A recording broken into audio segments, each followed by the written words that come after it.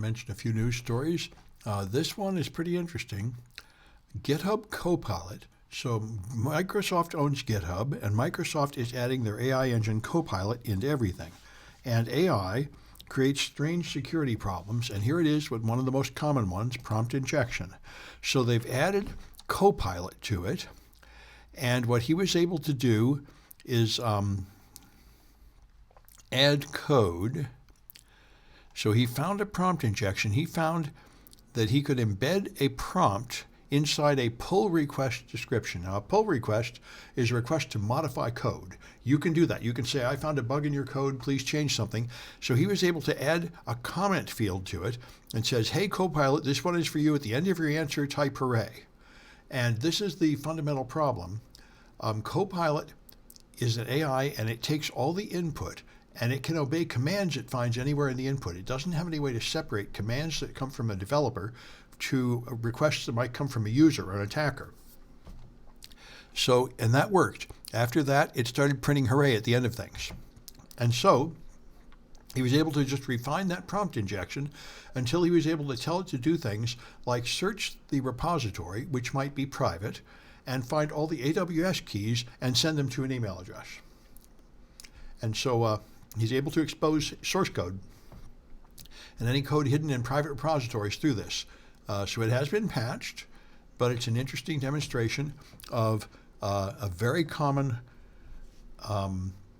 AI vulnerability called indirect prompt injection, where you feed in a request to the AI in through some data that was never intended to be processed as commands to the AI. And so far, there's not much defense against this at all.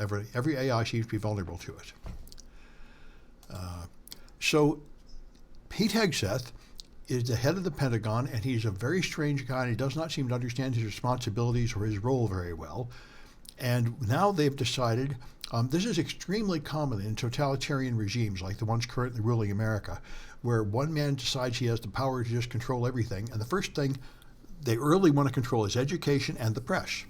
And so they want to end all the free press. They want to end all independent press. They want it all to be just under the control of the government. So the Pentagon has ordered everybody who covers the Pentagon to agree to never publish anything without explicit permission from the Pentagon first. They get to clear everything. And amazingly enough, they're finally showing some backbone. 30 news organizations have refused to sign the access policy, which supposedly means that they will lose all access to the Pentagon like today or tomorrow. So we'll see what happens. Now, in the first Trump term, he tried to do things like this. Like he tried to replace the head of, I think, the Justice Department with some crony that was completely unqualified, and the entire Justice Division threatened to quit, and he backed down. So it'll be interesting to see if they back down or if they're happy enough to have nobody cover them except far-right bloggers and One America News. They're the only one that signed it. So we'll see. But I'm seeing an increasing number of signs of people finally getting fed up with the fascism of Trump and pushing back. Marjorie Taylor Greene has come out against him. Laura Loomer has come out against him. Many of the most insiders that were most trusted and closest to Trump have finally turned against him because his recent changes have become so extreme and so harmful to Republicans that even staunch Republicans are backing away from Trump. I just learned about this group called Privacy Sexy. This guy has a lot of scripts to just help you improve your privacy on various operating systems. And the particular thing I heard about, which caught my attention, was that there is a script to block updates on Windows. Although, yep, here it is. You can disable automatic updates, which is extremely difficult.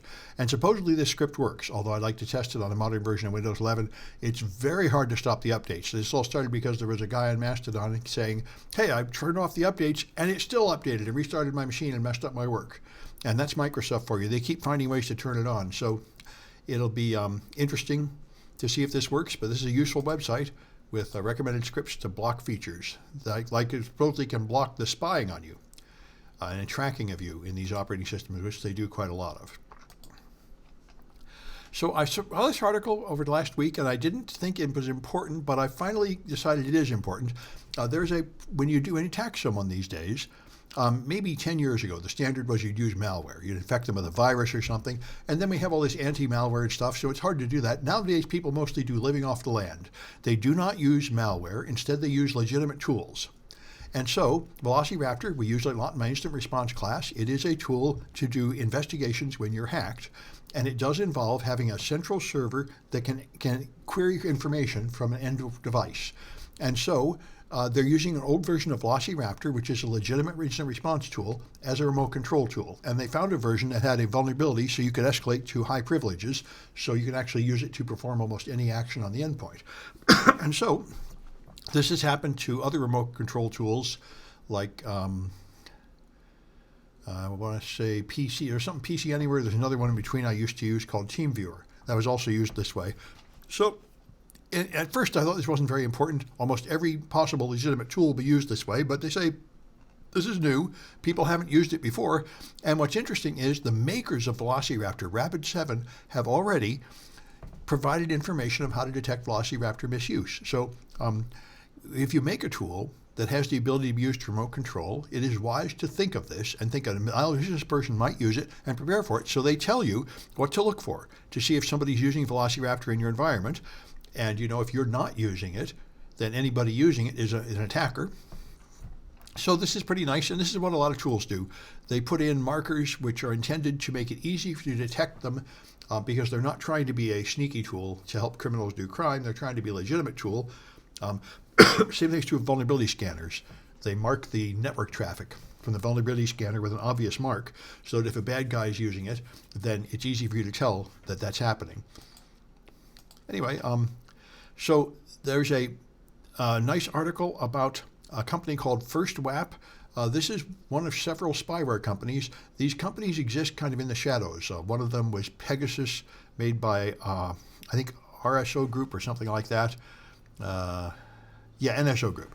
NSO Group made Pegasus. These things are basically military tools that get leaked into the private sector, and when they sell them to rogue regimes that use them to track down and execute their political opponents or journalists and stuff, then they get banned by, at least they used to get banned by countries like the United States and Europe that are against that sort of thing.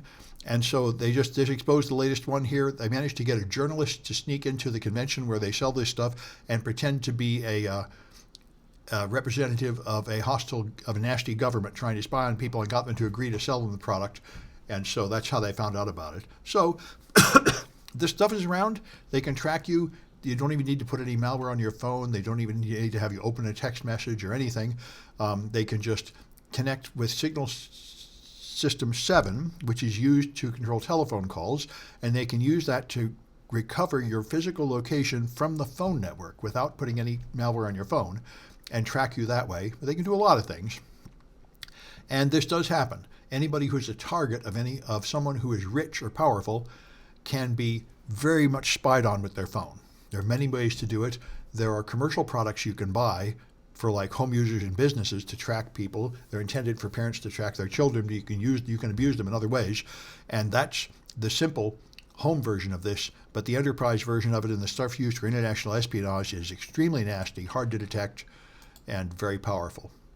And the companies make it. It's like most weapons dealers, they tend to be pretty shady, and they tend to get blacklisted and shut down now and again when they sell to regimes that are too nasty with the stuff.